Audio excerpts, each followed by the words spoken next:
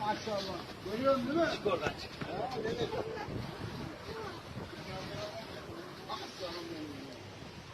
Bizim alalım oraya götürelim. Tamam mı? O nereden olmuş? Olmuştan mı olmuş? Yanından çalsın. Şimdi yapma Allah.